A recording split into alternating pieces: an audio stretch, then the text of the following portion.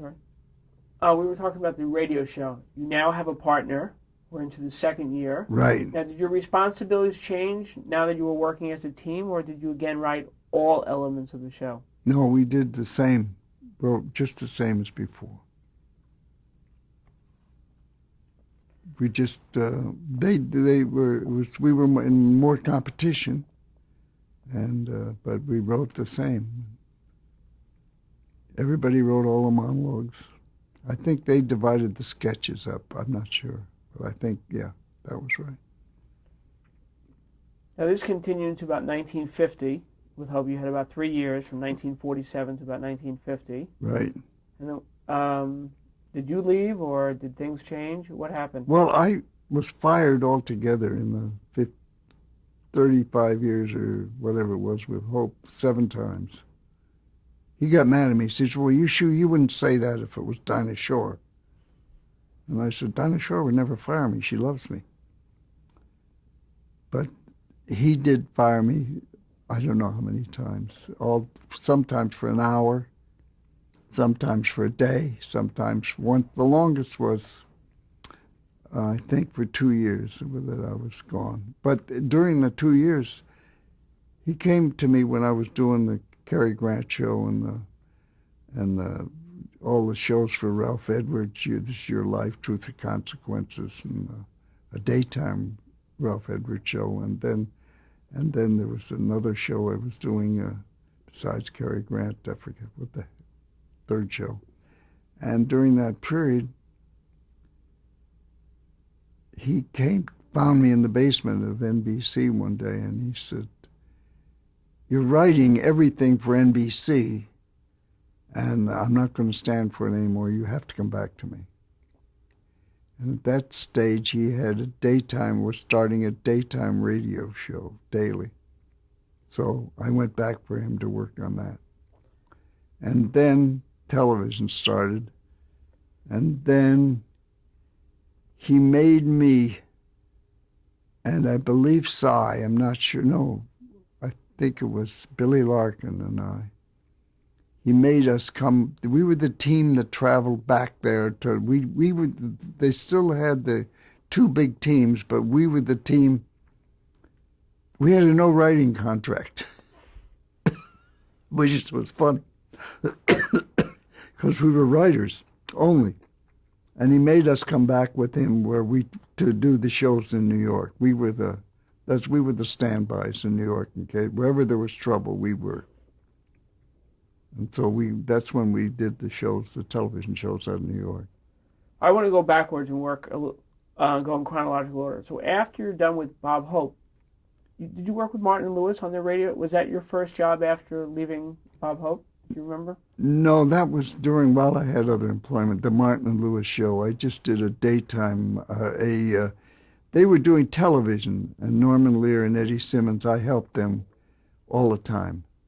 When they were doing that show, when they moved out here, they were new in television, so they would get in fights at night and argue about whose idea they should use or which, and they would phone me, and I would travel across the valley in my pajamas and go to their office in Hollywood and point at one of them when they would each tell me the story they wanted to do, and then I would point at one of them. I wouldn't argue with them. I would just point at one and say, use that one and leave.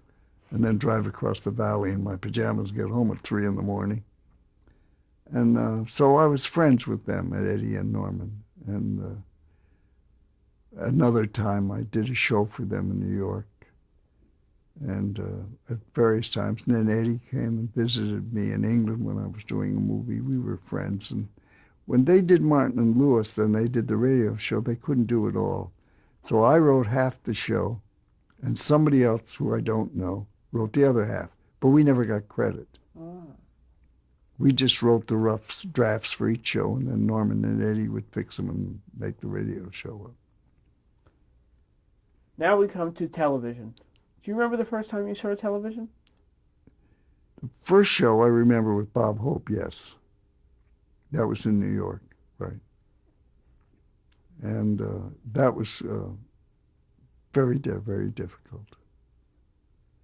Bob was very uncomfortable with the cameras, and he was very uncomfortable with not seeing the audience.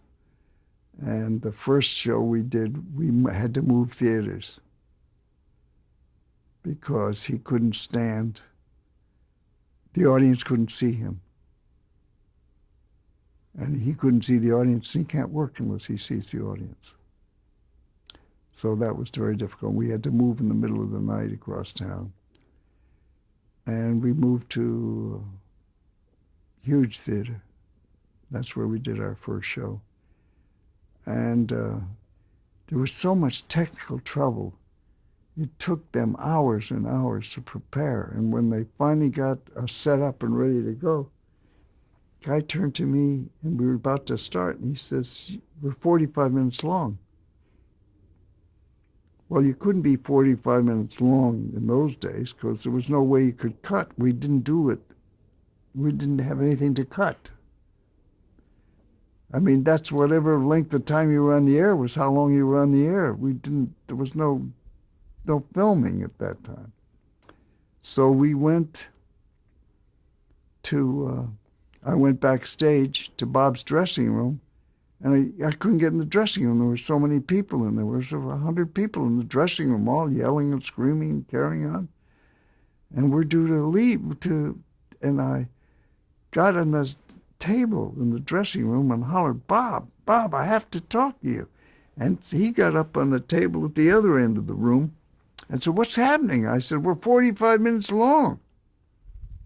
He says, "Well, cut everything but Eleanor Roosevelt, or we'll both be aliens." So I just went back and cut. He didn't know what I cut. He had no idea what the show was. I just cut it. And we went on the air, and we were pretty close on time. And I saved Eleanor Roosevelt. She was on. She finished the show. So neither of us became aliens. But going back to your early days in television, one of your earliest jobs was working for Ralph Edwards. Right. You started with Truth or Consequences. I started with the daytime Ralph Edwards show, and then Truth or Consequences went on the air, and I started to do the warm-ups for that and write the show.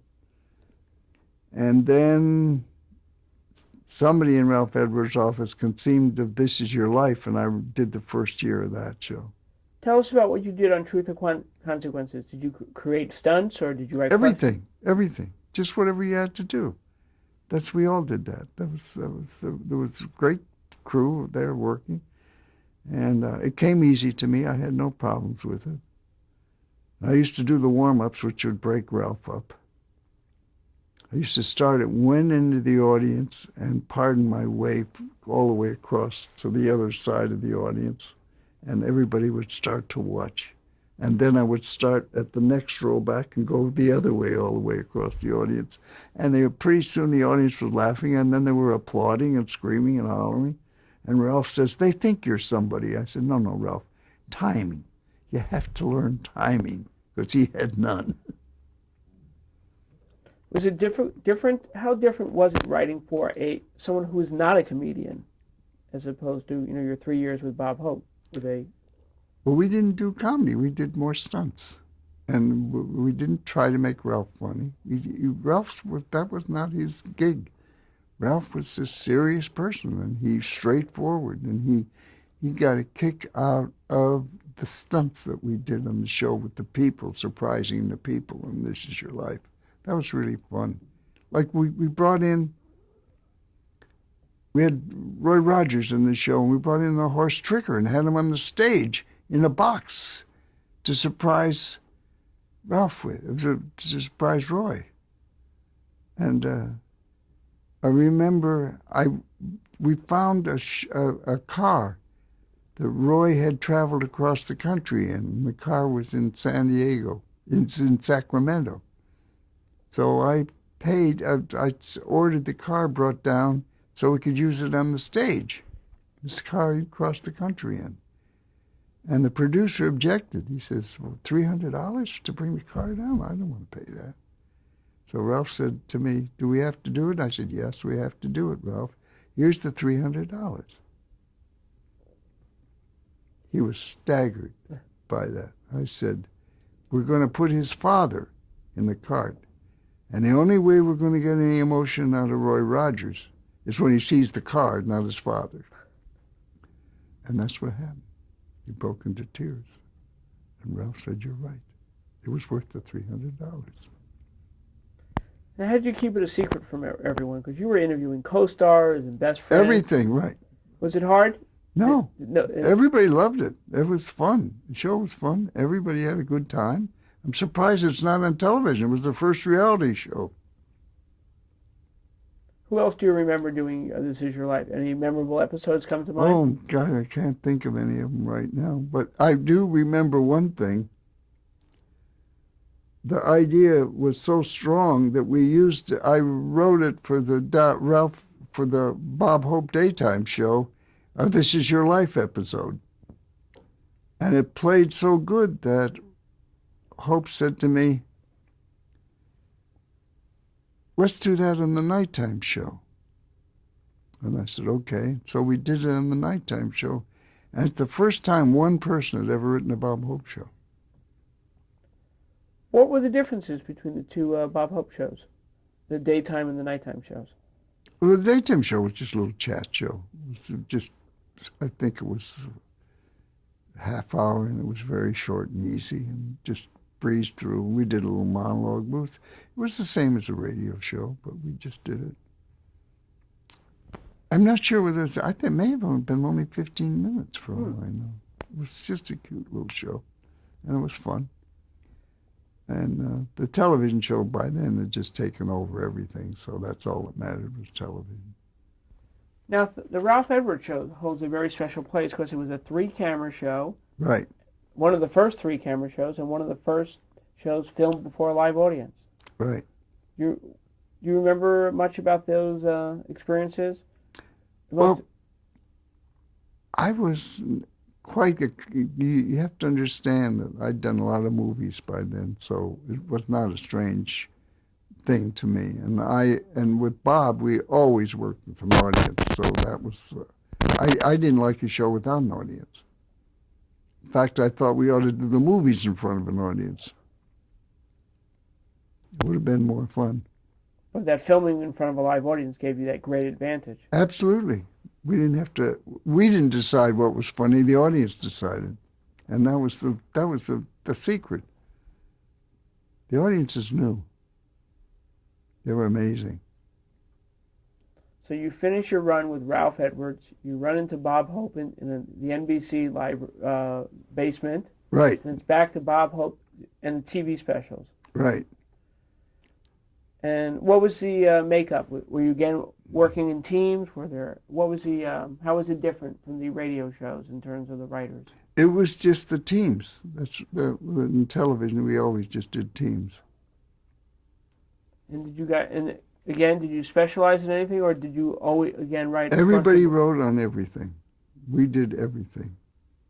I never knew a time when we didn't do it all.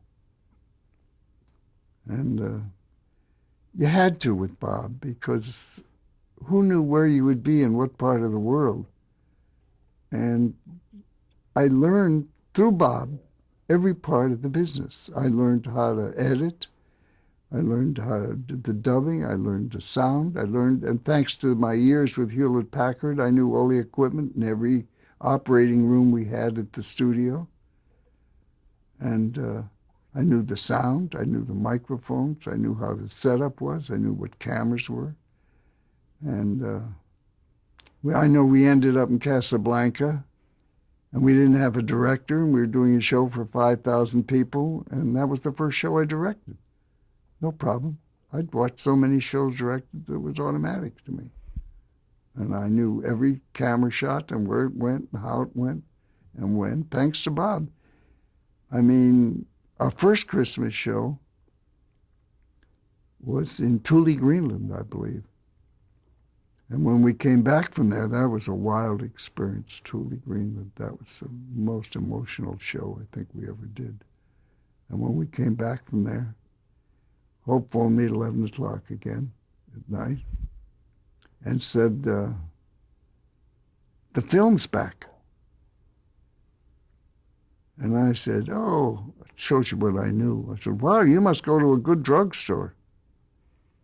He said, Mort, get your ass down here to editing.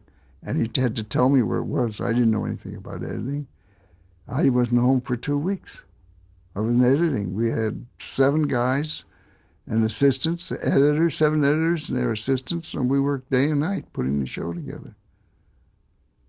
And he started out teaching me, and he was home and I was there. And you did about 6 or 10 specials a year, so you had Right. plenty of time to prepare and write these. Did you have a lot of time for between specials to prepare? I mean, what kind of time frame would you know that you're going to be They doing were a special? mostly, we did one a month. And and it took us that long to do them. And then we worked on movies at the same time for Bob. All the writers did punch up on every movie. And then if the movie was in trouble, Bob would call me and fly me over to wherever it was they were shooting the movie, and I would just sit down and start writing from page 1. And I learned, I didn't know how a movie was written. I never learned that. Now I've got books that tell me how to do it, now that I don't need it. But in those days, I had nothing except an instinct for what was needed. And those years working in front of an audience helped. So I knew what would play and what wouldn't play. And then at the same time, you were helping write his personal appearances. Right, and all we did is personal appearances where we went. And then when he did newspaper columns, I wrote those. And I worked everywhere and did everything with him. That was my pleasure. And I liked it. I was never home. So that was my next question. I mean, how much of a normal life could you have, and how difficult it was being a Hope writer? Well, you had to learn to live.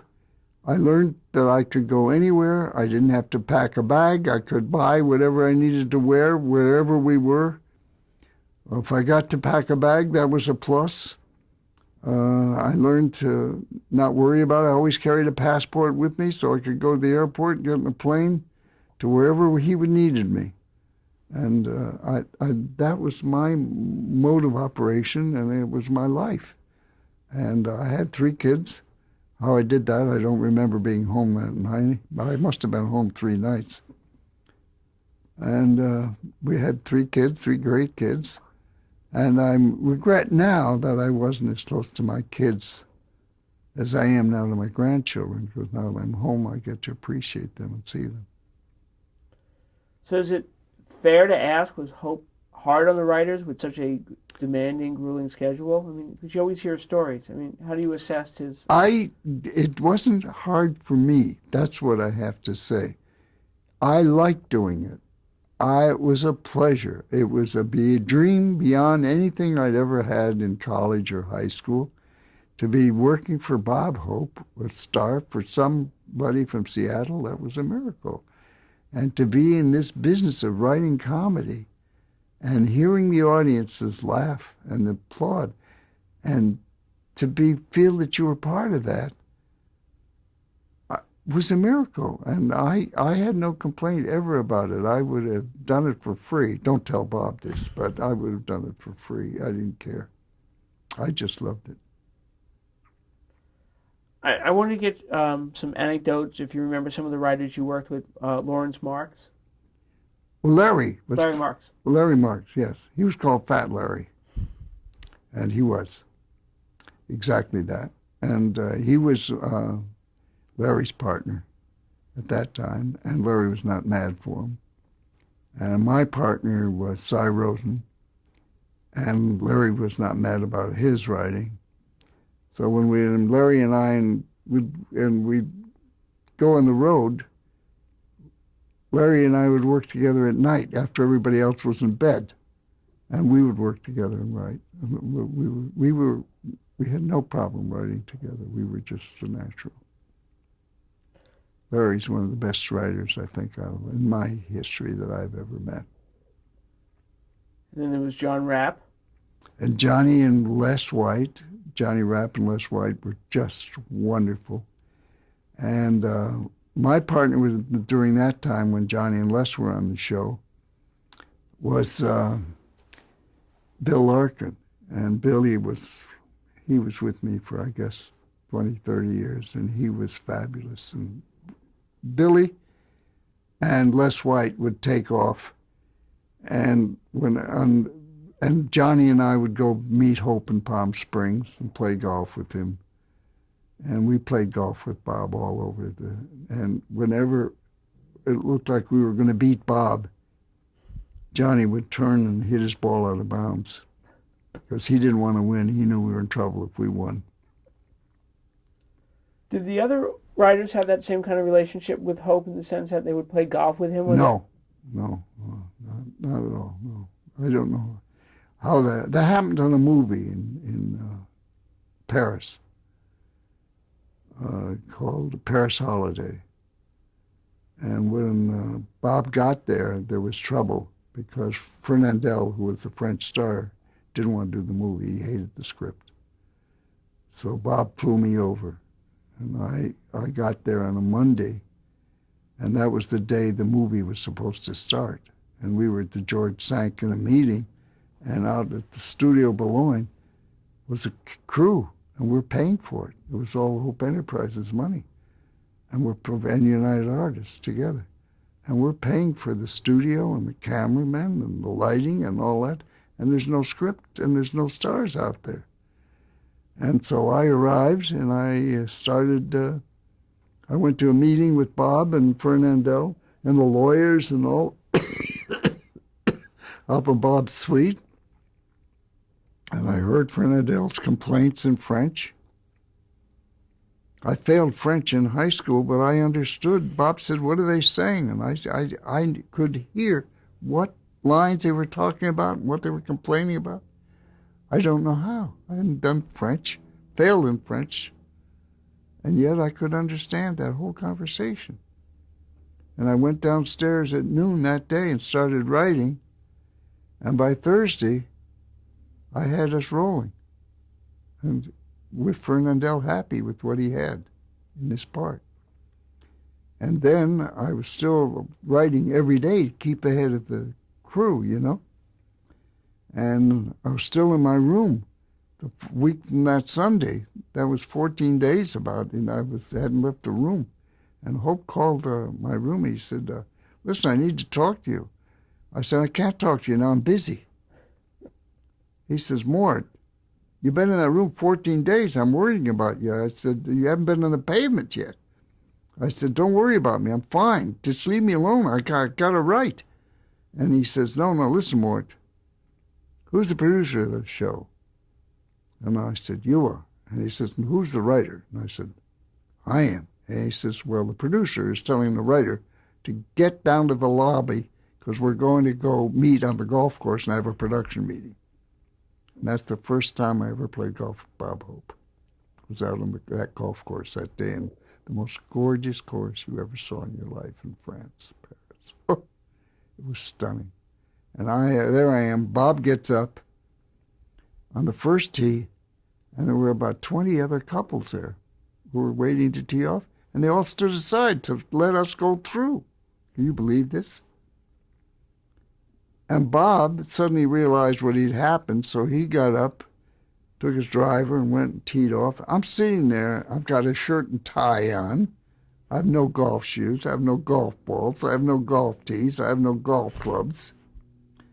And I take his clubouts, 2 or 3 wood out of his bag, and I take a ball, which is cracked, out of his bag, and a tee. And I walk over there. He didn't come back to where I was. He knew I was in big trouble. And I said, "If ever you pay attention, if ever you kept your eye on the ball, now's a very good time to do that, Mort." I teed off and I hit the ball right down the middle, right next to his. And that's the first time he talked to me.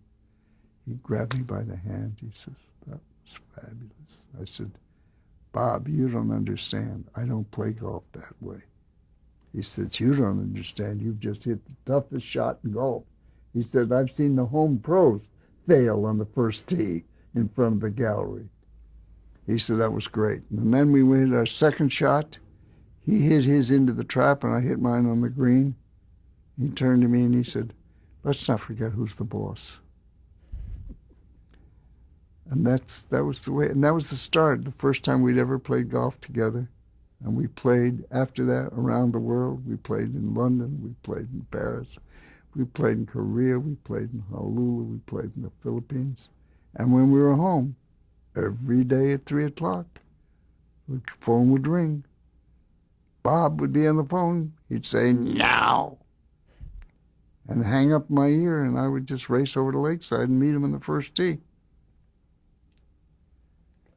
And we were talking, would you talk business on those golf courses, or would that pretty much? Sometimes we would talk about everything when waiting for people ahead of us and all. And sometimes we never had pressure for, I don't know why, but we played. People always ask me, "Did you play for money?" And I said, yes. We played $2 a hole if it was 18 holes, and $4 a hole if it was 9 holes. But he would never let me pay him on the golf course. I had to do it in the locker room where other people could see. A lot of people ask me, "Well, how did you make out? Who won?" I said, "What do you mean, who won? Bob won. How do you think he became a millionaire?"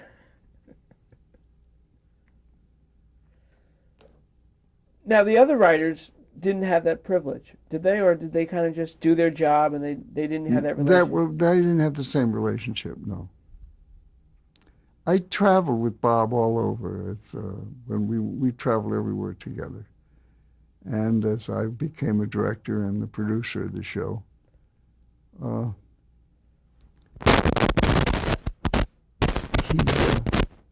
he didn't want me to be a producer. When his brother Jack passed away, he was the producer. Mort, we're going to pick up on that in the next reel about you becoming a Okay. producer for Bob Hope. Right.